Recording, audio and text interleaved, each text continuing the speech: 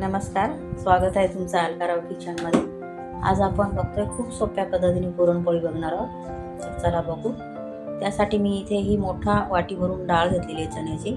आणि चण्याची डाळ मी अगोदर 2-3 पाण्याने स्वच्छ धुवून घेतली आणि नंतर 2 तास भिजत ठेवली होती. तर आता आपण कुकरमध्ये टाकून घेऊया. तर चण्याची डाळ अगोदर भिजवल्यामुळे खूप पटकन शिजते आणि चांगली मऊसूत शिजते, म्हणून भिजून घ्यायची डाळ अगोदर. आता त्यामध्ये मी थोडीशी हळद टाकते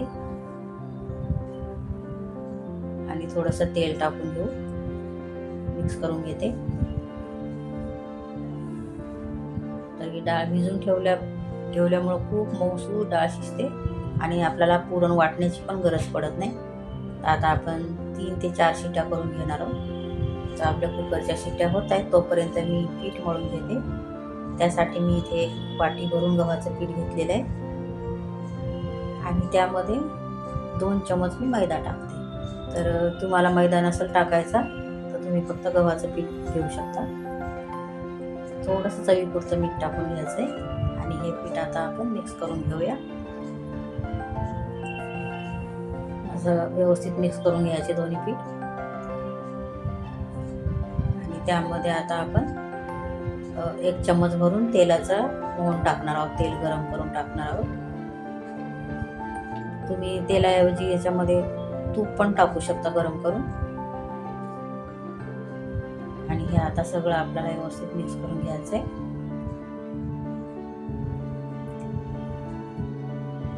चांगलं तेल सगळीकडे लागलं पाहिजे असं मिक्स करायचं चांगलं.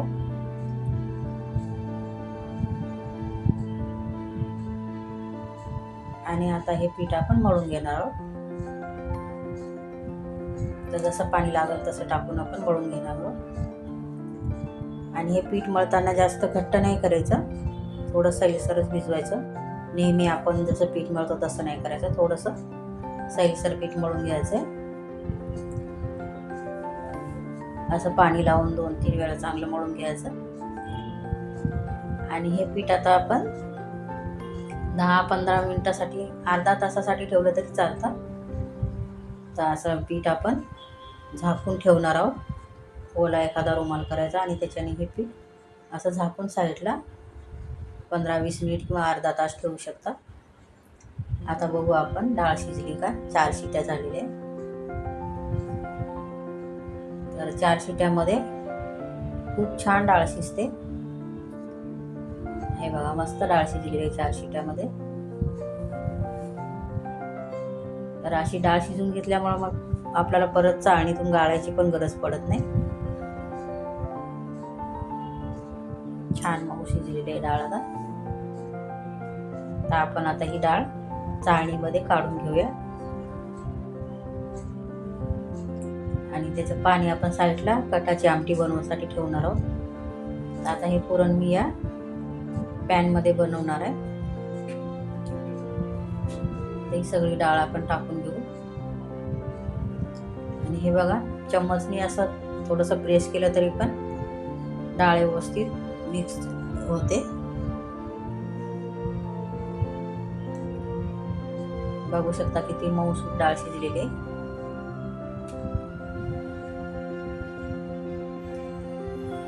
आपल्याकडे असं मॅशर असतं, त्याच्याने थोडंसं मॅश करून घ्यायची ही डाळ, म्हणजे एकदम मेणासारखं पुरण होतं. थोडंसं असं मॅश करून घेतलं मी. आणि त्यामध्ये आपण गूळ टाकून घेऊया. तर जेवढी डाळ आहे तेवढाच गूळ टाकायचा.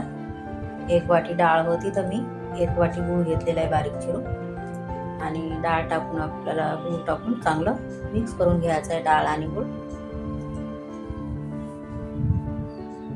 हे सुरुवातीला थोडं पातळ होतं, नंतर मग हळूहळू घट्ट होत जातं ते. आता त्यामध्ये वेलची पावडर टाकलेली आहे मी. वेलची, सुंठ, बडीशेप टाकली तरी पण खूप छान चव येते. आणि थोडंसं 1 चमचा भरून तूप टाकून घेतलेलं आहे. तर तूप टाकल्यामुळं पुरणाला खूप छान चव लागते आणि चकाकी पण येते चांगलं पुरणाला. तर स्लो गॅसवर असं मी 10-15 मिनिट हे पुरण असं मिक्स करून घेतलेलं आहे. गॅस मोठा नाही करायचा, नाही तर ते अंगावर उडतं. हळू स्लो गॅसवरच आपल्याला 10-15 मिनटं घट्ट होईपर्यंत. आणि पुरण काढून आपण थंड करून घेतलेलं आहे. हे बघा किती छान मऊसूत पुरण झालेलं आहे. आता आपण हे पीठ बघूया. बघा अर्धा तास मी पीठ भिजत ठेवल्यामुळं किती छान पीठ टिमलेलं आहे. कारण जास्त मळायची गरज पण लागत नाही. मग थोडंसं तेलाचा हात लावून परत एकदा मळून घेतलं मी. आता आपण पोळ्या बनवून घेऊ. तर पोळ्या बनवताना जेवढा आपण पिठाचा उंडा घेतो त्याच्यापेक्षा थोडंसं पुरण जास्त घ्यायचं आणि असं पुरण व्यवस्थित आतमध्ये भरून घ्यायचं.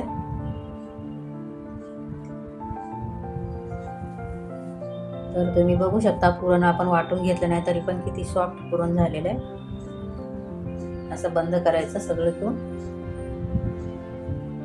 आणि पोळी लाटताना तुम्ही मैदा घेऊ शकता किंवा तांदळाचं पीठ पण घेऊ शकता. आणि पोळी लाटायच्या अगोदर हाताने थोडंसं असं प्रेस करून घ्यायचं म्हणजे पुरण आपलं काठापर्यंत जातं. थोडं प्रेस करायचं आणि हलक्या हाताने आपण हे लाटून घ्यायची ही पोळी.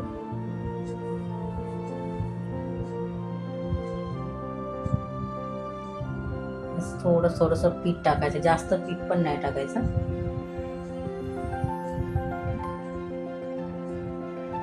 आणि बघा छान लाटून झालेली आहे पोळी. आता भाजून घेऊ आपण. आणि पटकन पलटी नाही करायची पोळी आपली.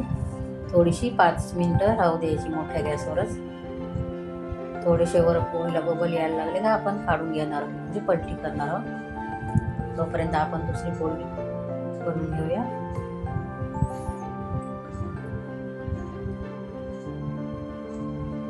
इथे पण बघा मी थोडंसं पुरण जास्त घेतलेलं आहे. जेवढा आपला उंडा आहे त्याच्यापेक्षा डबल पुरण घेतलं तरी पण चालतं. चांगलं बंद करून घ्यायचं.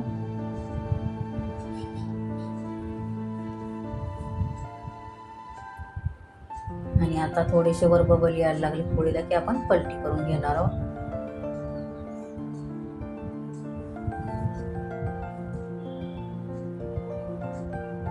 ही पण आपण पोळी दुसरी पण लाटून घेऊया.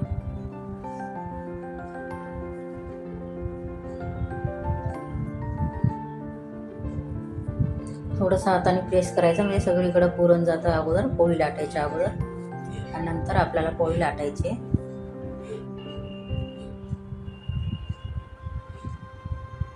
आणि थोडीशी पोळी एक साईडनी भाजली का आपण तेल लावून घेणार आहोत. तुम्ही तूप पण लावू शकता. तुम्हाला जे आवडेल ते लावायचं, तूप किंवा तेल. आणि दोन्ही बाजूनी छान अशी पोळी खरपूस भाजून घ्यायची.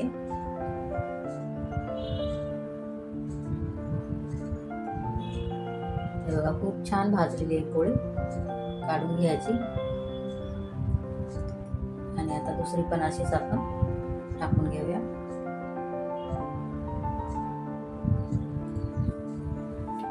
अशा पद्धतीने खूप छान सोप्या पद्धतीने पोळ्या होतात. पुरण आपलं जर चांगलं शिजलेलं असलं तर जास्त वेळही लागत नाही आणि पुरण आपल्याला गाळून घ्यायची पण गरज पडत नाही.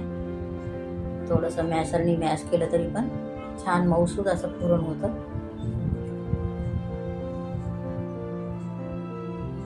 ही पण पोळी आपण चांगली भाजून घेतलेली.